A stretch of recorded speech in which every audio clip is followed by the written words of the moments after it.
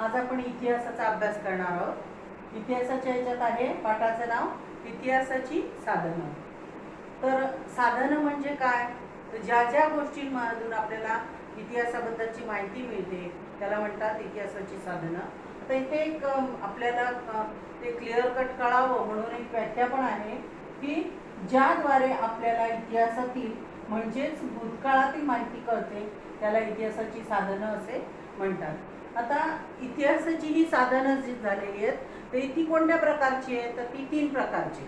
एक भौतिक साधनं, लिखित साधनं आणि मौखिक साधनं। भौतिक साधनं म्हणजे काय, लिखित साधनं म्हणजे काय आणि मौखिक साधनं म्हणजे काय हे आता आपण बघणार आहोत। तर भौतिक साधन म्हणजे वस्तू किंवा वास्तूचे अवशेष सापडणे।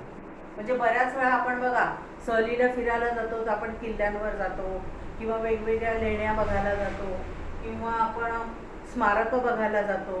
बऱ्याच ठिकाणी आपण वेगवेगळे नाणी संग्रहालय असतं ते बघायला जातो।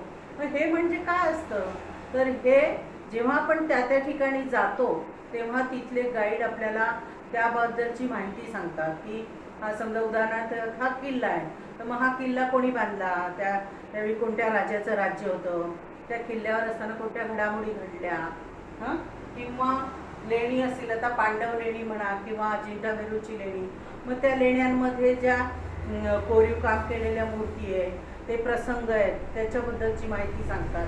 म्हणजे हे सगळं इतिहासात म्हणजे भूतकाळात घडून गेलेल्या गोष्टी आहेत की ज्याचं तिथे चित्रवर्णन केलेलं आहे आणि ते मग तो गाईड आपल्याला सांगत असतो। आणि तसंच स्मारक किंवा ताम्रपट, नाणी।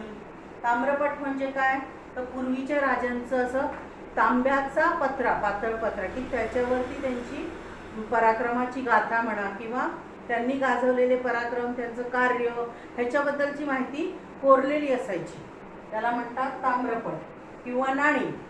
तर पूर्वीच्या काळात प्रत्येक राजा, प्रत्येक नाही पण तरी बरेचसे राजे स्वतःच्या कालावधीमध्ये वेगवेगळी नाणी छापायचे आणि ती नाणी छापल्यानंतर त्याच्या एका बाजूला त्या राजाचं स्वतःचं फोटो किंवा काय म्हणतात त्याला हे मूर्ती फोटोसारखं कोरीव काम केलेलं असायचं आणि दुसऱ्या बाजूला त्याचं साधारणपणे वैशिष्ट्य काय होतं ते असायचं। तसं शिलालेख, शिलालेख म्हणजे शिला म्हणजे दगड आणि लेख म्हणजे त्याच्यावरची माहिती। मग मोठ्या मोठ्या दगडांवरती काही ठराविक ठिकाणी, ज्या ठिकाणी आपण सहलीला वगैरे जातो तिथे आपल्याला बऱ्याच वेळा बघायला मिळतात शिलालेखी। मोठे मोठे दगड असतात आणि त्यावर वेगवेगळी माहिती कोरलेली असते, त्यावरती शब्द कोरलेले दिसतात, चित्र दिसतात। हे काय असतं, तर त्या काळातल्या इतिहासातल्या त्या ठिकाणची माहिती जी असते ती शिलालेखावर कोरलेली असते। मग ती मे बी माहितीच्या रूपात असू शकते किंवा चित्राच्या रूपात असू शकते। तर ह्या सगळ्यांना म्हणतात भौतिक साधन।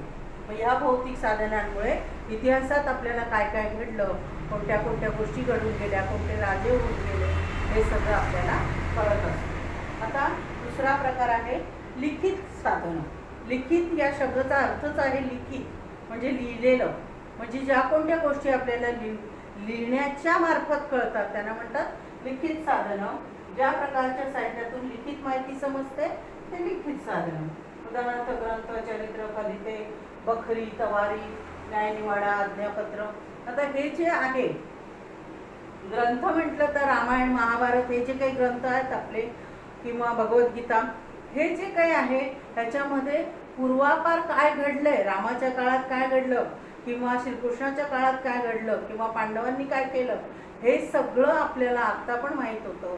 का माहीत होतं, तर त्या ग्रंथातून आपण ते वाचून काढू शकतो आणि त्यामुळे त्याबद्दलची माहिती आपल्याला मिळत असते।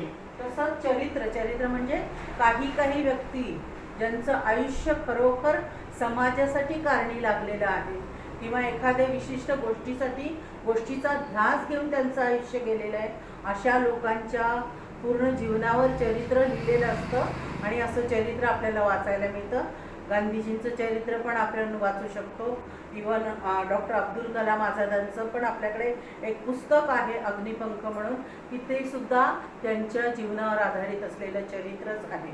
तर अशा प्रकारची पुस्तकं जी आहेत ती आपण वाचून काढू शकतो। नंतर खलित, बखरी किंवा तवारीख हे जे काही आहे हे शब्द जे आहे ते फार पुरातन काळातले शब्द, की तेच प्रकार की जो पूर्वापार ज्या गोष्टी घडल्या आहेत त्या लिखित स्वरूपात आपल्या समोर आलेल्या, त्याला फक्त ते त्यांनी नाव दिलेलं आहे. त्यानंतर न्यायनिवाडा किंवा आज्ञापत्र.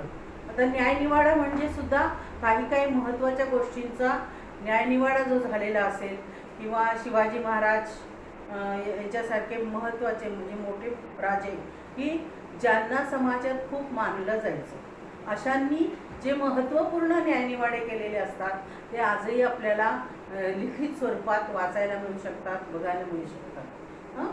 ते याला म्हणतात लिखित साधन. हा झाला दुसरा प्रकार. तिसरा प्रकार आहे मौखिक साधन. आता शब्दच आहे मौखिक. मौखिक म्हणजे तोंडी. मग आता तोंडी म्हणजे काय, की तोंडी म्हणजे मी तुला सांगितलं, तू त्याला सांगितलं, त्याने त्याला सांगितलं, हे असतंच. शिवाय आपल्या घरात आजी असते, आजी आपल्याला काहीतरी गोष्टी सांगते, मग आपण थोडं मोठं झालं की आपल्या लहान भावंडांना गोष्टी सांगतो, मग ते आणखी कोणातरी याला सांगतात. म्हणजे एकाकडनं दुसऱ्याला, दुसऱ्याकडनं तिसऱ्याला तोंडी वेगवेगळ्या गोष्टी सांगितल्या जातात, त्याला म्हणतात मौखिक साधनं. मग ही मौखिक साधनं म्हणजे काय, पिढ्यानपिढ्या माहिती सांगणे. माहिती सांगणे म्हणजे ती लिहून नाही दाखवायची किंवा वस्तूच्या स्वरूपात नाही दाखवायची, ती तोंडी माहिती सांगणं. मग हे कशा प्रकारे होतं, तर ओव्या, लोकगीतं, पोवाडे, कहाण्या, दंतकथा, अभंग, म्हणी, कथा हे जे काही आहे याला म्हणतात मौखिक साधनं. आता ओव्या म्हणजे काय, तर बहिणाबाईंची ओवी असते.